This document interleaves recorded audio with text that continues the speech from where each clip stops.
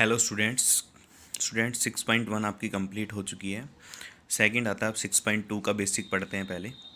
First topic आता है इसके अंदर कन्फॉर्मल मैपिंग। तो देखो, है तो मैपिंग। अब कन्फॉर्मल मैपिंग क्या होगी?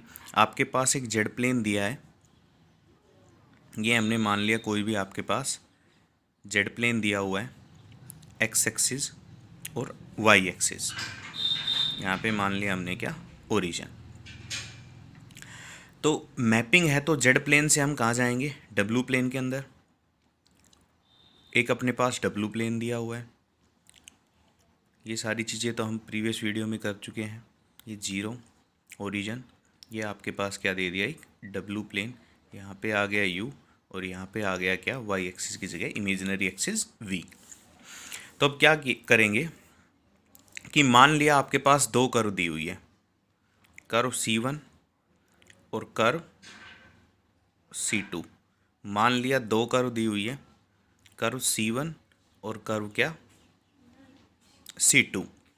दो कर्व दे रखी हैं और ये दोनों कर्व हमने मान लिया किसी पॉइंट P पे क्या करती हैं, इंटरसेक्ट करती है। किसी पॉइंट P पे इंटरसेक्ट करती है, उस पॉइंट को मान लिया हमने क्या, P ऑफ जेड नोट। तो क्या करना है, इन दोनों कर्व को हम मैप कराएंगे कन्फॉर्मल मैपिंग के थ्रू। कैसे कि ये कर्व मैप होके डब्ल्यू प्लेन के अंदर जाएंगी। तो डब्ल्यू प्लेन के अंदर जब ये कर्व जाएंगी तो कन्फॉर्मल मैपिंग के ड्यूरिंग क्या चेंज आएगा, ये आपके पास हो गई C2 की इमेज, C2 डैश, और ये मैप हुई C1 कर्व, तो इसको मान लिया हमने कितना, C1 डैश, और P ऑफ जेड नोट को मान लिया हमने कितना, P डैश डब्ल्यू नोट, जहाँ पे ये मीट होती है। तो फर्स्ट ऑफ ऑल हमने क्या किया, अपने पास दो कर्व दी हुई हैं जेड प्लेन के अंदर जो इंटरसेक्ट करती हैं किसी पॉइंट P पे, और दोनों एंगल बनाती हैं मान लिया कितना, अल्फ़ा 1। दोनों एंगल बनाती है कितना, alpha 1। Then transformation of fz which maps C1 and C2 respectively on the curves on C2 dash and C1 dash in W plane intersect at P dash where W naught at angle alpha 2, at angle alpha 2। तब उस transformation को हम क्या बोल देंगे, conformal mapping बोल देंगे या फिर कन्फॉर्मल ट्रांसफॉर्मेशन बोल देंगे। इफ़ इट प्रीजर्व, ध्यान रखना, it preserve the sense of rotation, it preserve the sense of rotation। अब सेंस ऑफ रोटेशन का क्या मतलब हुआ बच्चों? सेंस ऑफ रोटेशन का मतलब हुआ है कि यहाँ पे जो डायरेक्शन है एंगल की आपकी, मतलब आपने एंटी क्लॉकवाइज ली है तो यहाँ पे भी क्या रहेगी, वो एंटी क्लॉकवाइज रहेगी। डायरेक्शन उन दोनों की क्या रहेगी, सेम रहेगी। If it preserve the sense of rotation as well as the magnitude of the angle, that is alpha 1 जितना है उतना ही क्या रहेगा आपका, अल्फा 2 रहेगा। दोनों की डायरेक्शन भी सेम रहेगी और दोनों का मैग्नीट्यूड भी यदि बराबर रहा तो ये जो आपकी मैपिंग है कि जो हमने यहाँ से यहाँ पे जो ट्रांसफॉर्म की है, ये क्या कहलाएगी, आपकी कन्फॉर्मल मैपिंग कहलाएगी। सिंपल सी बात है, बस दो कर्व यहाँ जेड प्लेन के अंदर है तो इनके कोरोस्पोंडिंग कर्व आपको डब्ल्यू प्लेन के अंदर दी जाएंगी। जो वहाँ पे इंटरसेक्ट करती है उस पॉइंट को हम यहाँ पे पी जेड नोट माने तो वहाँ पे P dash Z note W note मान लेंगे। और जो एंगल यहाँ पे बना है उतना ही एंगल क्या बनेगा, डब्ल्यू प्लेन के अंदर बनेगा, और डायरेक्शन भी क्या रहेंगी, सेम रहेगी। तो वो दोनों मैपिंग आपस में क्या कहलाएंगी, कन्फॉर्मल मैपिंग कहलाएगी। देखो, नेक्स्ट वेरी इंपॉर्टेंट थ्योरम है और बहुत आसान थ्योरम है। The necessary and sufficient condition for the transformation f z to be conformal is that f dash is analytic and f dash z non zero.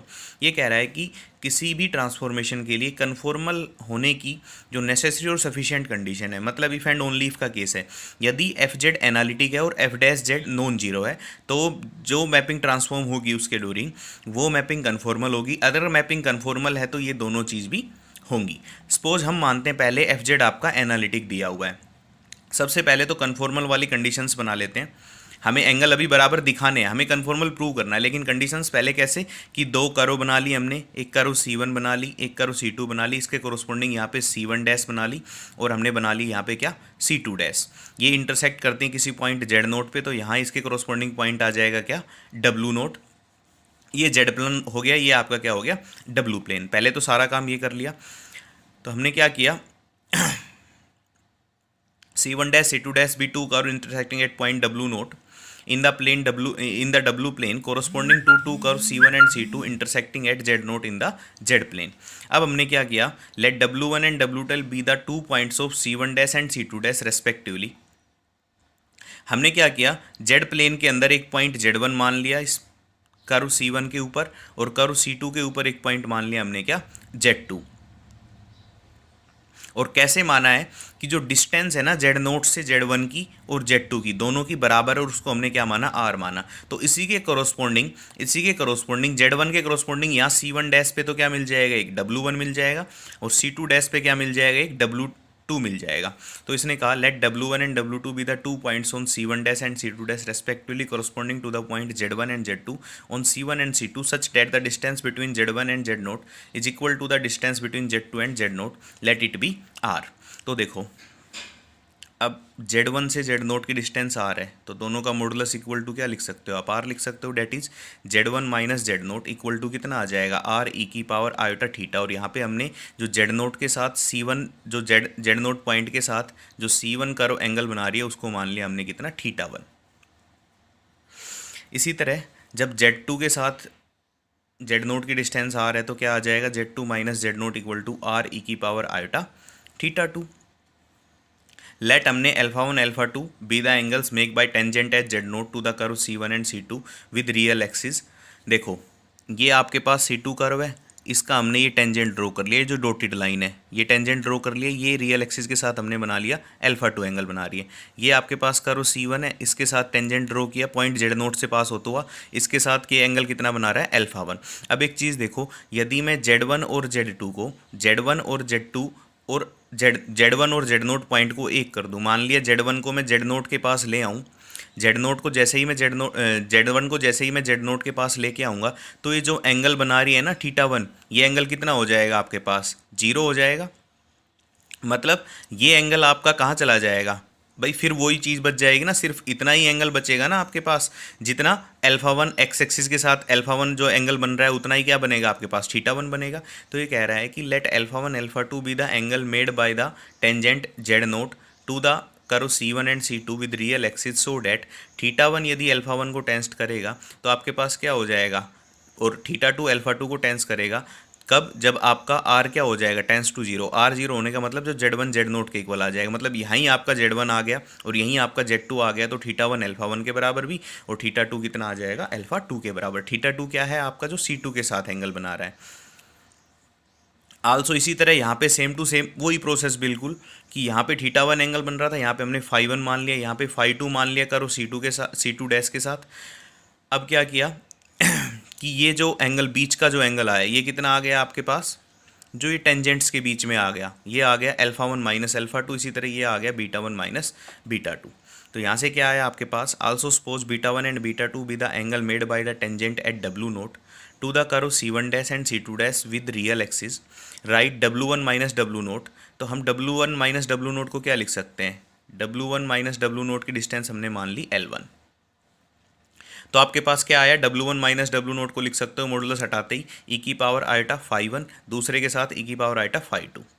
जब φ1 tense to β1 करेगा जब L1 tense to 0 होगा, और φ2 tense to β2 करेगा जब L2 tense to 0 होगा। अब की बार हमने डिस्टेंस सेम नहीं मानी है, यहाँ पे तो हमने माना था कि सेम है, अब हमें कन्फॉर्मल में अब ये मैपिंग हमने कर दी, तो हमें नहीं पता कि अब दोनों की डिस्टेंस सेम है नहीं है। तो एक की हमने L1 मानी हुई है, दूसरे की L2 मानी हुई, लेकिन यहाँ Z प्लेन में हम अपने हाथ में था सब कुछ, तो हमने ऐसे पॉइंट लिए Z1 और Z2 जहाँ पे इनकी जो डिस्टेंस है वो बराबर थी, R के इक्वल थी।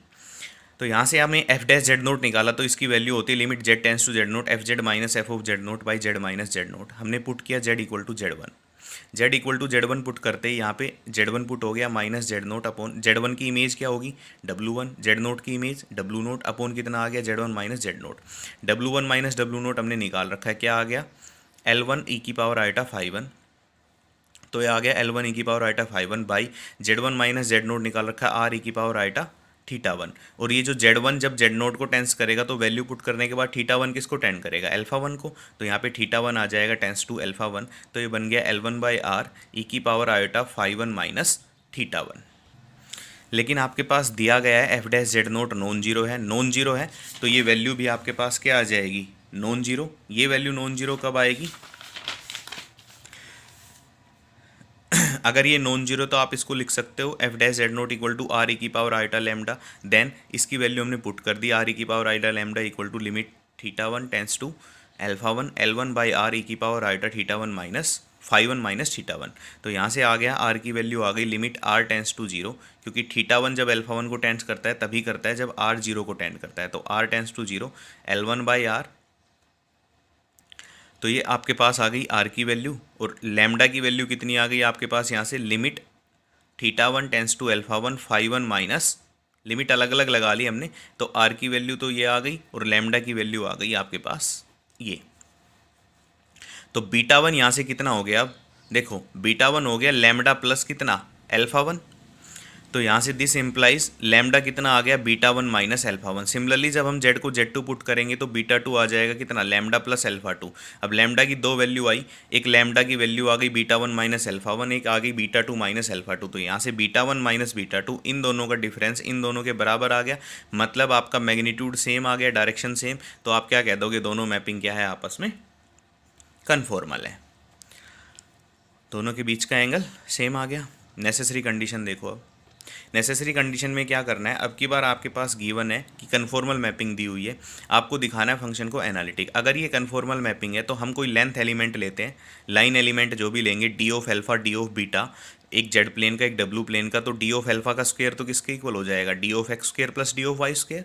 और डी ऑफ बीटा स्क्वायर हो जाएगा d of u square plus d of v square. तो यहाँ से डी ऑफ यू निकालेंगे तो u is a function of x and Y. तो डी ऑफ यू निकालेंगे तो यू का जब हम एक्स और वाई के रेस्पेक्ट में, एक से ज़्यादा के रेस्पेक्ट में करेंगे तो क्या हो जाएगा, curly you by curly x into d x plus curly you by curly y into कितना, डी ऑफ वाई। इसी तरह डी ऑफ वी निकाल लिया, डी ऑफ बीटा स्क्वायर में दोनों की वैल्यू पुट कर दी, पुट करके स्क्वायर खोल दिया।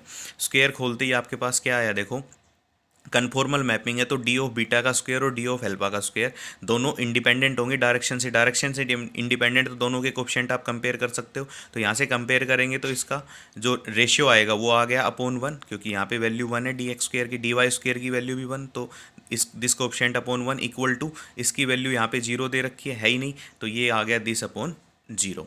तो यहाँ से सोल्व करेंगे तो इसकी वैल्यू तो जीरो के इक्वल, ये दोनों आपस में क्या हो गए, इक्वल हो गए।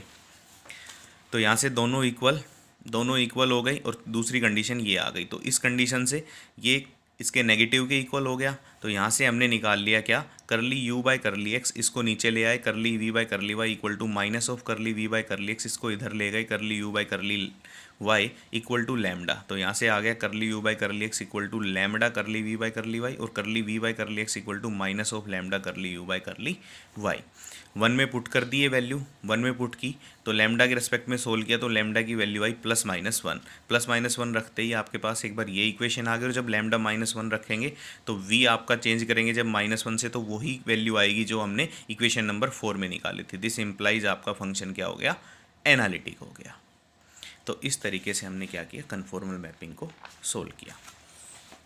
इसके बाद आता है आपका कोफिशिएंट ऑफ मैग्निफिकेशन। ये क्या कहलाता है, coefficient of magnification for the conformal transformation W equal to f z at z equal to alpha plus iota beta is f dash alpha plus iota beta का मैग्नीट्यूड। और angle of rotation होता है for the conformal transformation W equal to f z at z equal to alpha plus iota beta is argument of f dash alpha plus iota beta. तो यहाँ से ये हो गया आपके पास कन्फॉर्मल ट्रांसफॉर्मेशन के लिए angle of rotation, argument of f dash alpha plus iota beta. तो ये एंगल ऑफ रोटेशन, ये कोफिशिएंट ऑफ मैग्निफिकेशन, इनके फॉर्मूले आपको याद रखने क्वेश्चन के अंदर ज़रूरत पड़ेगी। अभी नेक्स्ट आपकी और थ्योरम भी चलेंगी, बीच में काफ़ी थ्योरम है, मोबियस ट्रांसफॉर्मेशन आएगा, उसके बाद आपके पास इन्वर्स पॉइंट भी आएगा, तो काफ़ी थ्योरम आएंगी। पहले इस थ्योरम को कर लेते हैं इस लेक्चर में, नेक्स्ट लेक्चर में करेंगे नेक्स्ट थ्योरम।